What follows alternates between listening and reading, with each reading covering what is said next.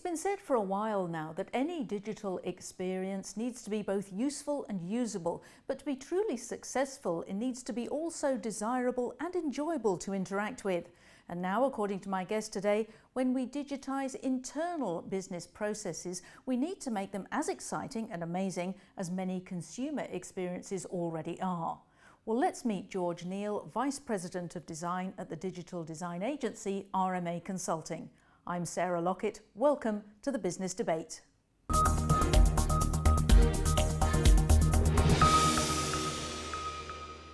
George, welcome to the London Stock Exchange studios. Thank you, Sarah. Nice to be here. Now, most organisations know that their user digital experience needs to be easy, entertaining, even fun. But how many want their internal business processes to be the same, and why should they? Well, most brands don't really address that problem. They're very aware that for consumer-facing applications, the experience needs to be truly compelling and valuable and really make the user sit up and lean forward and kind of take notice of the application. But they sometimes forget that their internal users are consumers too. They're used to interacting with incredibly rich experiences across all their devices, and their expectations are commensurately high.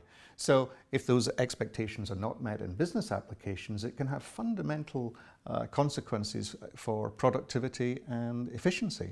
And when you are redesigning these digital processes, how often does it actually lead to you saying, actually, maybe you ought to do this process in a completely different way at all? So business processes are typically pretty entrenched, and usually businesses think that their processes work well.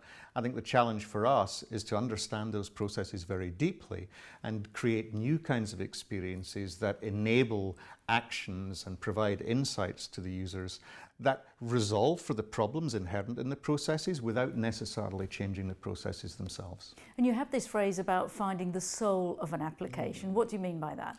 Well, one of the first things we do when we're designing applications is speak to users and observe them in their workplace.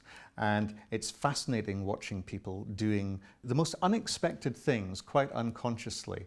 And from those things, we can ask, why are you doing that? And we can suddenly find little moments of inspiration that lead us to the soul of the application that allows us to really design the whole solution based on one tiny little observation, and it's quite fascinating to watch. And you work with such a big variety of clients, with NATO, with UBS Bank, with medical clients, and how is it that you discover what's required?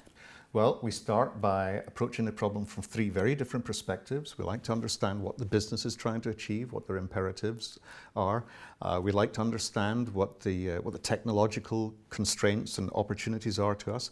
And from my perspective, most importantly, we like to understand the user needs, their goals, their pain points, and the kind of ecosystem of other users with whom they interact. And it's the synthesis of these three areas that allows us to really drive out opportunities for innovation. But isn't it quite difficult to sort of include the fun and the gaming aspect of, say, doing your staff rosters or doing your accounts? It's very difficult to introduce fun, certainly, but I think the quality of design can begin to really engage users. And I think once you engage users, you begin to improve their productivity and you create applications that actually people want to use because they work the way that they work rather than the way that processes and systems work. And we've got this huge explosion in network-enabled devices, haven't we? And wearables. How is that going to change what you do?